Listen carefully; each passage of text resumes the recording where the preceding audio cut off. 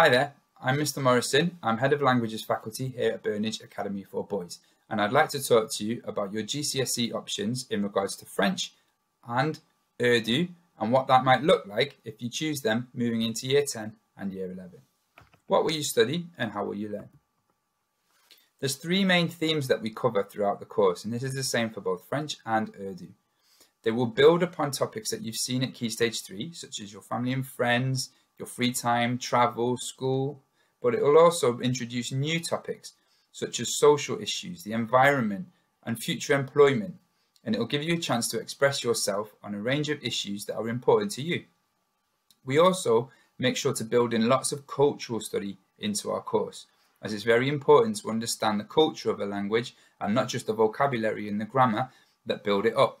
To support your language learning, we've got a few different resources. We use interactive and online tools such as Language Gym and Memrise and apps such as that in order to help you, but we also make sure that we dive into film and music to make sure that we embed our lessons in the culture of the language that we're studying. This helps to keep it interesting, it helps to immerse us in the culture and give us a much better understanding of the language. Okay, so how is it examined? We need to consider that.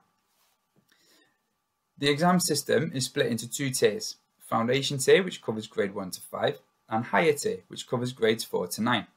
We don't need to make a decision about which tier you'll sit until near the end of Year 11, so this gives you lots of time to improve and to get to a level that we feel is appropriate for you. There are 4 main exams to sit, each worth 25%. We have reading, we have writing, we have speaking, and we have listening. With there being 4 exams, they're all quite short, and the speaking exam is actually done with your teacher, which should hopefully take away some of the nerves and make you feel more supported and reassured. What will you achieve by the end of the course? By the end of Year 11, you will be able to communicate and understand the language in a range of different topics. You should be able to hold a conversation, express yourself, and understand the language to a much deeper level than you've seen at Key Stage 3. It becomes a skill that you can use in the real world and not simply a school subject. You'll also hold a qualification that is really well regarded by colleges and by universities, and especially by employers too. And we can't underestimate how important that is. We've got a really good language department here with a good history of results, so you'll be joining part of that and taking your qualifications forward. More importantly though, you'll have developed communication, resilience and confidence in being able to express yourself in a second language, and also some of those intercultural skills that are so important today that you can take with you wherever your path leads. That leads me nicely into where this can go. A-levels in languages usually require a grade 4 or grade 5 at GCSE, so if you're successful at reaching those things, you can carry on in college and in sixth form to study your language. You could also think about further education and further down the line, combining your language skills with another subject at university, such as engineering or medicine or science or business or economics. Languages are hugely desirable in the world of work. Imagine being a businessman or being multilingual. Your market's just suddenly got an awful lot bigger. And also, if we think about the city that we live in Manchester, we're very lucky that we live in a very, very diverse place and somewhere that your language skills can come in useful all the time in terms of employment, but also in the wider world. So which better way than to tell you about pathways than to introduce you to people who left us in 2019 having studied languages here with Burnage. I'm Angelo and I studied French at GCSE and ESOL, which is English as a second language.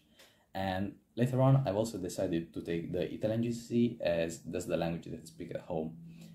I achieved a grade 9 for both languages, and I recently got an A star for the Italian level, and right now I'm working to get similar result for French business studies, politics and media studies. I received an offer from the University of Manchester to study international business, finance and economics, and I really have to say that learning a new language played a really important role. If you want the advice of an expert, the career advisor at Parswood, which is the college I'm currently attending, she said that learning a new language is a competitive advantage at the end of the day, and that it is one of the top skills as it can be used in any sector. And it is really important, especially nowadays, because due to globalization, you might find yourself speaking with anyone from any country. I've learned a lot about the Francophone culture, which increased my passion for traveling, learning, and experiencing new things. In fact, I can't wait to travel and visit one of those francophone countries I've been studying about. What about the extra opportunities that come with learning a language? Cultural experiences, I mentioned before, are a really, really important part of studying any language.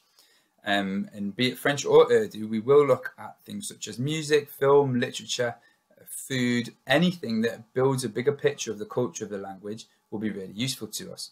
If you study French in particular, we have a partner school in the northeast of France called the Lycée Jean Moulin.